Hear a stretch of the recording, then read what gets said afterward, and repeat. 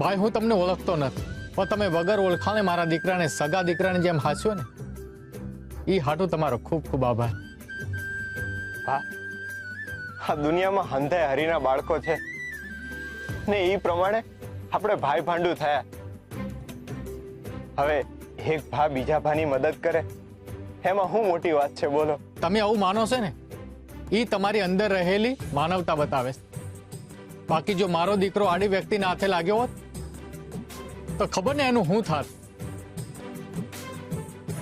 હરી જાણે જીવતો હોત કે પછી. એવું ન બોલો ભા, જેનું કોઈ નથી ને એનો હરી છે. હરી હંધાઈની સંભાળ રાખે છે ને તમારો પ્રેમ ને આશીષ આટલા દિયારે આની હારે જ હતા ને. મા બાપના આશીષ જ બાળકનું હિત નક્કી કરે છે. હા ભાઈ, આટલા દિવસ મારા ગોવિંદ વિનાના કેમ ગયા એ તો ખાલી હું એની માં જ જાણીએ છે. આ બાળક હારે એટલો હેત થઈ ગયો છે ને કે આવનારા દિવસો કપરા જશે. અમારા મનમાં વસી ગયો છે આ છોકરો. પણ કાઈ નહીં, મારા હારે ના હોય ને તો એની યાદો હારે જીવતા મારા હરિએ મને શીખવી દીધું છે. હરે કૃષ્ણ, હરે કૃષ્ણ.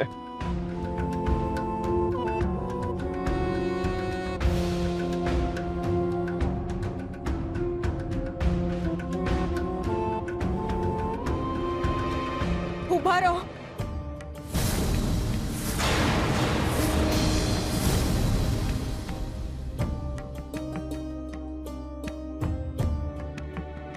હું ગોવિંદને નહીં જવા દઉં. આ શું બોલો છો તુલસી બહુ? હું આ ઢીંગલી વિના મારા ગોવિંદને નહીં જવા દઉં. ગોવિંદ જે દીથી આવ્યો છે એ દીથી આ રમકડા એની પાસે છે. માણસની જેમ સાચવે છે એમને. આ લ્યો, આ રમકડા આ પોટલામાં છે. તમારો બહુ આભાર બેન. આ બધું જોઈને લાગે છે કે મારા ગોવિંદનું જતન તમે હગી માની જેમ કર્યું હશે. ગોવિંદ છે જ એવો, પરાણે ભાલો લાગે એવો. આ કપડા મેં મારા નાના ગોવિંદ હાટુ સીવ્યા હતા, પણ આ કપડા ગોવિંદ પર બહુ રૂડા લાગે છે ને આ ઝભ્ભો તો એના પર એવો લાગે છે જાણે ઉડીને આંખે વળગે. એક માં તરફથી એને આ ભેટ આપું છું.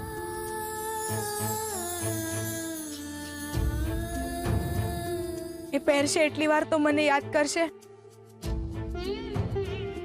કરીશ ને બેટા માને યાદ?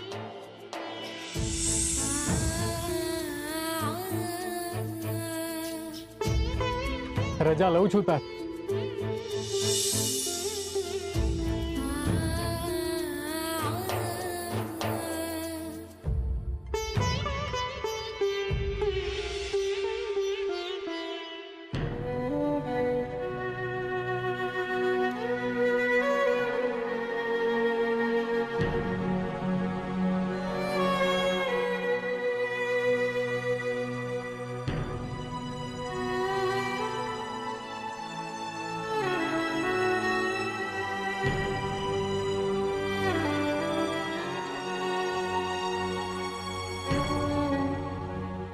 બેટા, તને તારી માની બહુ યાદ આવે છે ને?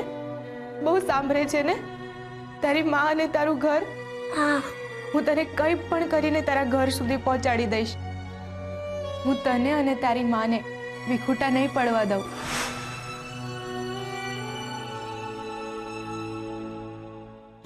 અરે બેટા, ગરમ છે, તું દાજી જઈશ. હું આપું.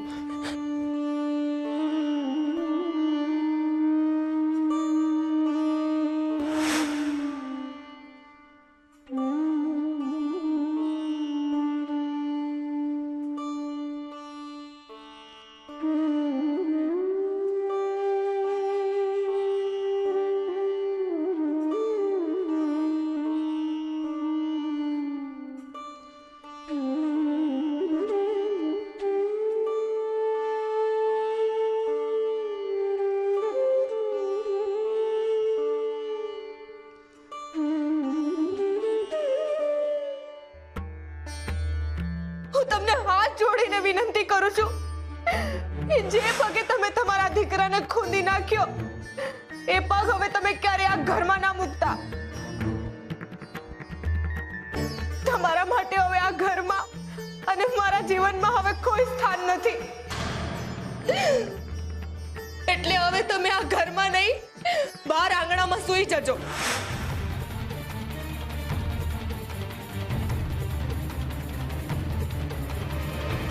અંદર આવી જાઓ. હું તમારા માટે રોટલા ઘડી દઉં છું.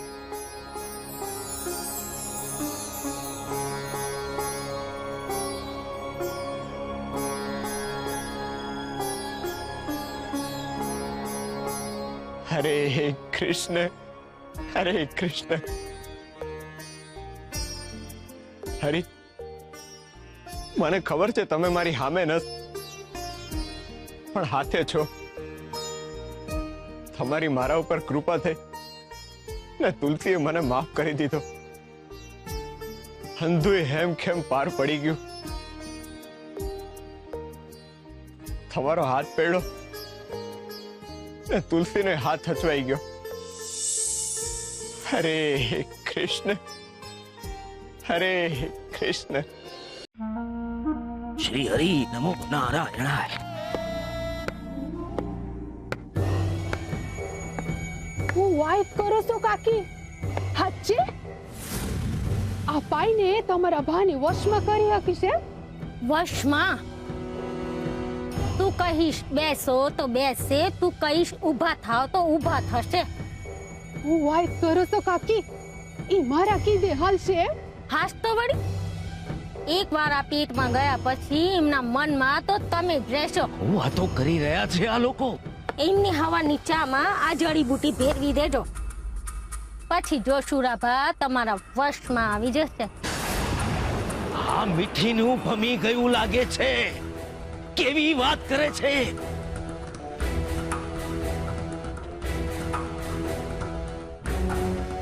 આજો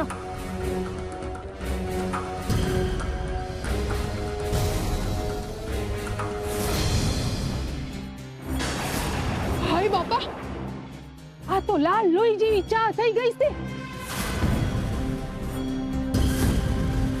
આ ચા ન શુરાભાની તારા માટેની ચાહત છે. એકવાર આ પી જશે પછી ખાલી તારી જ વાવા કરશે.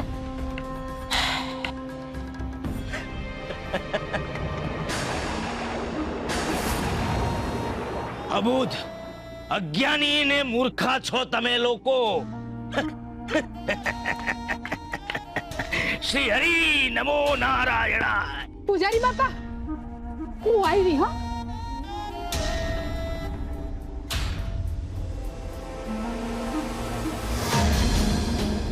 ઓ માં,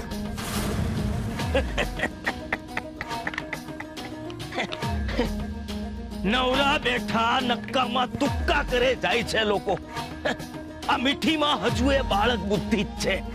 શ્રી હરિ, પૂજારી બાપા ઉભા રહ્યો. હું તો ઉભો રહીશ મીઠી, પણ તું બહુ ઝડપથી આગળ જઈ રહી છે. હું કઈ સમજી નહીં બાપા. શું વાત કરતી હતી? હા? અને તું વળી ક્યારથી આ મંત્ર તંત્ર ને મેલી વિદ્યામાં માનવા લાગી છો? બીજું હું કરું બાપા? એમને કાલે કેટલા સમજાવ્યા હતા પણ સમજતા જ નથી. એ જેટલા મારા નથી ને એટલા ઓલા ગોરા ને તુલસીના છે. બાપા, મારે હવે બાળક જોઈએ છે. મારી વાંજણી કોક મારાથી સહન નથી થતી. હવે હું એવો કોઈ ઉપાય શોધું છું કે જેનાથી મારા પર એમની નજર જાય અને એ ગોરા અને તુલસી પરથી એમની નજર હટાવે તો જ મારા પર પડશે બાપા. એટલે હવે એવો કોઈક માર્ગ ગોતું છું કે ઈ મારાથી ખુશ રહે. એટલે એના હાટુ મારે જે કરવું પડે ને ઈ હું કરીશ. અરે પણ એના માટે તું જે કંઈ પણ કરી રહી છો ને એ બધું નકામું છે મીઠી. તો બીજું હું માર્ગ છે બાપા? માર્ગ છે, એક રામબાણ ઉપાય છે. પણ જવા દે, તને નહીં ગમે. ગમશે બાપા? અરે નહીં ગમે ને તોય ગમાડીશ. બસ તમે એકવાર કયો ખાલી વિચારી લેજે બરાબર. હું જે કહું છું એ બહુ અઘરો ઉપાય છે. પૂજારી બાપા, ભરોસો રાખો, હું કરીશ. મારા વરને ખુશ કરવા હાટું અને મારી વાંજળી કૂક ભરવા હાટું તમે કહેશો ને ઈ હું કરીશ. તો જા, જઈને ગોરા અને તુલસીને પાછા ઘરમાં લઈ આવ. હે, હા હું કયો છો તમે? એ જ જે તે સાંભળ્યું. ગોરા અને તુલસીને પાછા ઘરમાં લઈ આવ. પણ આ કઈ રીતે શક્ય બને બાપા? ઘણીવાર ઈચ્છા પૂરી કરવા માટે અશક્યને પણ શક્ય કરવું પડે મીઠી. પણ કઈ રીતે? જા, તું જાતે જ જઈને એ લોકોને હાથે પગે પડી માફી માંગીને પાછા ઘરે લઈ આવ. એટલે શુરા પીગળી જશે. હા હું બોલો છો બાપા તમે? આવું તો મારો દુશ્મન જ મારા માટે વિચારી શકે. શ્રી હરિ નમો નારાયણાય. મીઠી, હું તારો શુભચિંતક છું. પણ આ તમે જે કહી રહ્યા છો ને બાપા, એનાથી ખાલી મારું અશુભ જ થાહે. ઈ લોકોના લીધે જ ઈ મારાથી દૂર ગયા છે અને હવે એ લોકોને પાછા બોલાવી લો. કાંટો હંમેશા કાંટાથી જ નીકળે મીઠી. અને આ તારી લાલચાનો તુક્કો કોઈ કામ નહીં આવે. ગોરા અને તુલસીને પાછા ઘરમાં લાવવાથી શુરા અને ગામ લોકોની નજરમાં તારું સ્થાન ઊંચું થઈ જશે મીઠી. બાપા, આ તો મેં જ પાથરેલી ઝાડ મારે સમેટવાની એવી વાત થઈ છે. હા, પક્ષીઓને પકડતા પહેલા એને ચણ નાખવું પડે. શુરા અને ગોરા બંનેને હું નાનપણથી ઓળખું છું. એકબીજાના જીવ છે લોકો. ગોરા અને તુલસી જેવા પાછા ઘરમાં આવશે એટલે શુરા પણ તારી નજીક આવશે. અને આમ પણ ગોવિંદના ગયા પછી તુલસી બહુ બિચારા બહુ એકલા પડી ગયા છે. એમને પણ હૂંફની જરૂર છે. એટલે તમને એમના પર દયા આવી રહી છે એમ ને? દયા તો ડાકણને ખાય મીઠી. પણ મેં જે કહ્યું છે ને એ તારે વિચારવાનું છે અને વિચારીને જે કહ્યું એ કરીશ. એટલે શુરા ખુશ થઈ જશે, સમજી? શ્રી હરિ નમો નારાયણાય.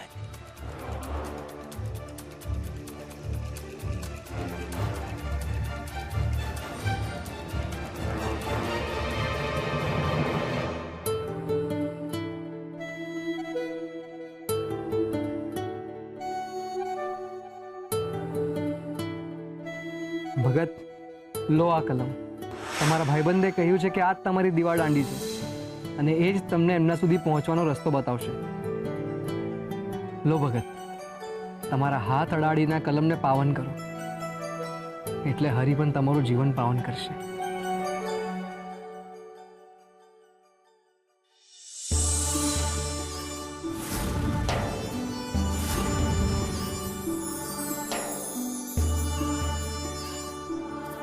અરે, આ તો ફરો બની ગયો. હરી હરી હરી હરી હરી. હવે સમજો ભગત, હરિ સુધી પહોંચવાનો માર્ગ આપણે નક્કી નથી કરી શકતા, તો હરિ પોતે જ નક્કી કરે છે. જો હરિએ તમને બહુ જ ઉત્તમ માર્ગ બતાવ્યો છે એમને પામવાનો.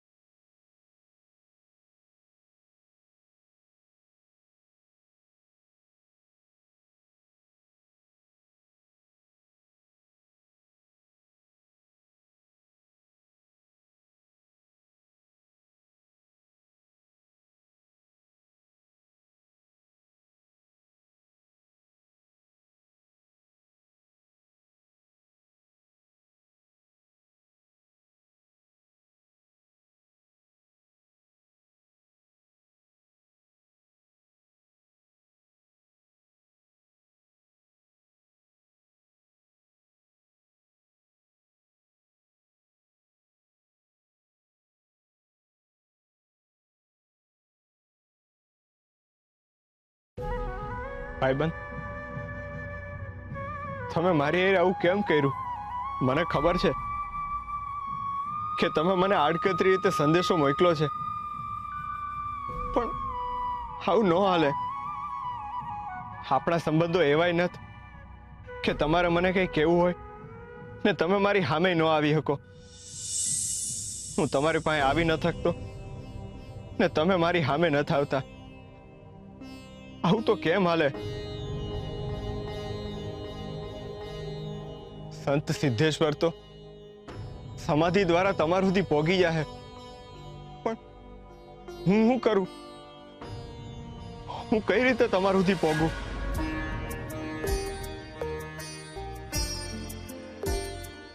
ગોરાબા, ગોરાબા, હા બોલો.